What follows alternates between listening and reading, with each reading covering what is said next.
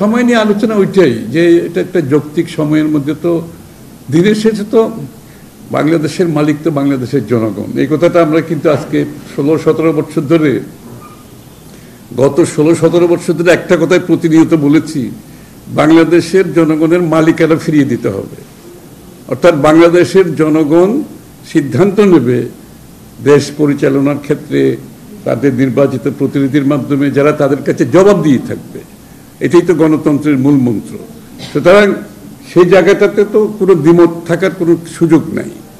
এবং আমরা সরকারকে আমরা বারবার বলেছি এটা একটা ইন্টেরিয়াম সরকার যারা এই কাজগুলো করবে, এবং আমরা তাদেরকে কোনো সময়সীমা বেঁধে দিয়ে নেই, বা একটি যৌক্তিক সময়ের মধ্যে।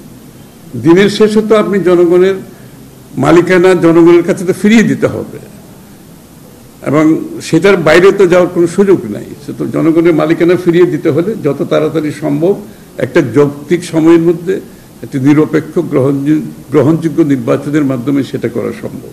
তো সেটা সকলে প্রত্যাশা করে। আমি নিশ্চিত যারা আজকে অন্তর্বর্তীকালীন সরকার আছে তারাও কিন্তু সেই কথা বিশ্বাস করে। খামেরা তো দাগ হয় কিভাবে? এই যে ভাবি, দাগও যাবে রাগও যাবে, নিন চাকা সুপার হোয়াইট। এখানে আমাদের সাথে তাদের কোনো দ্বিমত নাই, এবং আমরা এই অন্তর্বর্তীকালীন সরকারকে সার্বিক সহযোগিতা দিয়ে যাচ্ছে এবং দিয়ে যাব। তারা হলে তো এই কাজগুলো করা সম্ভব হবে না।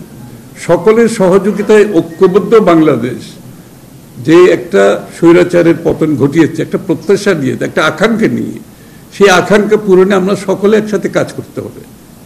সেটা আমরা করে যাচ্ছি এবং করে যাব। Thank you.